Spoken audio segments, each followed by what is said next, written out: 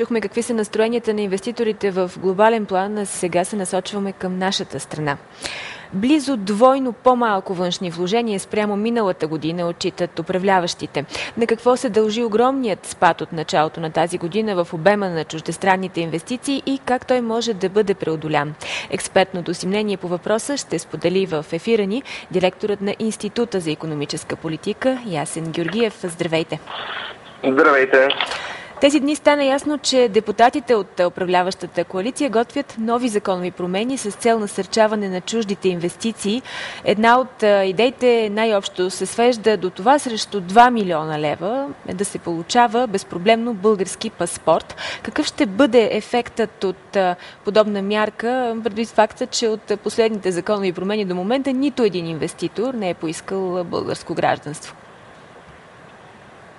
В периоди на икономически застой такива подходи за привличане на чуждестранни инвестиции имат своята дълбока логика и независимо от някои опасения, които бяха изказани най-вече в страни от Западна Европа, страни от Европейския съюз, които виждат в такъв тип мерки, така да кажа, нещо като опасност за това граждани на трети страни да получат лесен достъп до ЕС-а. В крайна сметка България не прави изключение в политиката си на привличане на инвестиции чрез улесняване на достъпа на граждани на трети страни, тъй като това е световна практика, която често се използва за стимулиране на инвестициите, особено в по-бедни райони и в райони с по-висока безработица.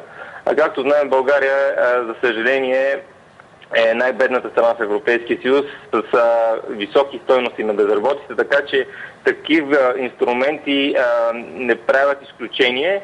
Разбира се, когато говорим за подобни мерки, трябва да имаме предвид, че тяхната роля би трябвало да бъде по-скоро съпътстваща, но не е основна, тъй като има редица други фактори, които би следвало да имат по-голямо значение при привличането на чуждестранни инвестиции и при поставянето на фокуса върху това какви инвестиции страната иска да привлече. Някои икономисти дори твърдят, че държавата въобще не трябва да участва в привличането на инвеститори, а трябва само да осигури добри условия за правенето на бизнес. Вашето мнение какво е? Безспорно, добрите условия и създаването на добра рамка за привличане на инвестиции, било то законова, административна, правна, е неминуемо важен фактор за привличане на чуждестранни инвеститори и до голяма степен, когато една държава, в случая говорим за България, успее да свърши домашната си работа, инвестициите ще дойдат сами. Дори няма да е нужно да се правят скъпи кампании в чуждестранни медии, тъй като чуждестранните инвеститори са достатъчно гъвкави и достатъчно бързо разбират кога в дадени части на света условията за бизнес са добри, но не можем все пак и да омаловажим ролята на държавата, тъй като има сектори, които определено все още си налага да имаме много по-активна роля от страна на държавата, най-малкото при определене на приоритетите, в кои сфери бихме искали да имаме повече чуждестранни инвестиции, тъй като опита ни от последните няколко години показва, че когато оставим чуждестранните инвестиции да навлизат страната в сектори, в които те сами решават, се получава една концентрация на капитали в как да кажа, неустойчиви сектори, които не генерират дългосрочен растеж. Всички знаем, че в годините на икономически бум инвестициите дойдоха в недвижимите имоти, строителството, в търговията, в финансовите услуги. Да. И именно когато оставихме инвестициите да спокойно да навлизат във всички сектори, без да даваме приоритет на, примерно, на инвестиции в производството, които от своя страна биха подобрили експортната ориентираност на страната, стигнахме до момент, в който имахме огромен ръст на инвестициите, огромен обем, близо над 9 милиарда евро през 2008 година, през 2007 година, но какво от това? Нека все пак да гледаме структурата и качеството на инвестициите, а не само техният размер, така че в тази връзка трябва да се намери един приемлив баланс между това доколко държавата може да дава приоритетите за инвестиции и до това как самите пазарни условия да привличат инвестициите сами. Как да заложим на качеството вместо на количеството инвестиции? Кои конкретни мерки би трябвало да бъдат приоритетни според вас? По принцип има редица ограничения, които срещат чуждестранните инвестиции в страната по-настоящем, но това не са ограничения, които срещат само те. Това са ограничения, които срещат и редица български малки и средни предприятия, което ще рече, че когато говорим за подобряване на условията за чуждестранни инвестиции, често сме склонни да подценяваме условията за правене на бизнес. Въобще като цяло, да. И това до голяма степен поставя местните компании в, как да кажа, по-неблагоприятна позиция, тъй като когато се говори за това какви услуги на едно гише ще бъдат въведени или са въведени за чуждестранните инвеститори, не говорим за това, че трябва да има такива услуги на едно гише и за малките и средни компании, които имат много по-голяма нужда от това административните процедури да се случват на едно гише и в кратки срокове, отколкото големите компании, които най-малко разполагат с правни отдели, които могат да се справят с всички бюрократични пречки.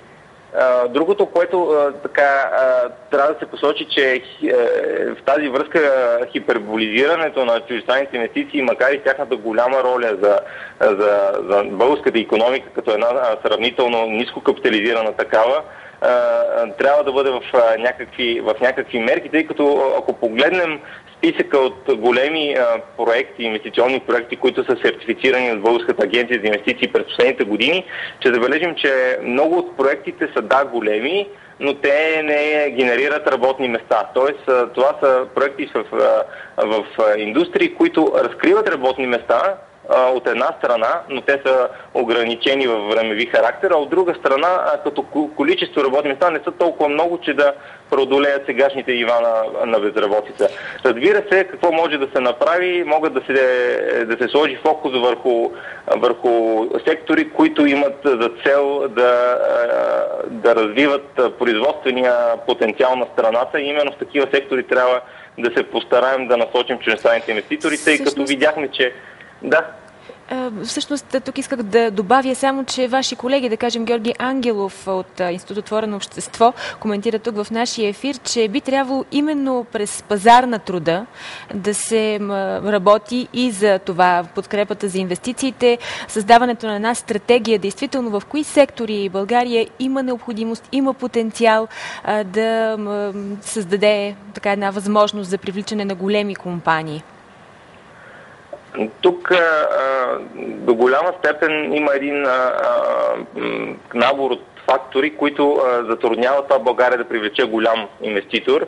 И когато гледаме историята като гледаме последните 20 години, това, което се случи в Централна и Източна Европа, забелязваме, че много от големите инвеститори първо навлезнаха поради редица исторически, културни, географски и икономически причини, първо в страните от Централна Европа. Съвсем естествено те изградиха свои производствени мощности. Там инвестираха в физическа инфраструктура и в квалификация на местния персонал.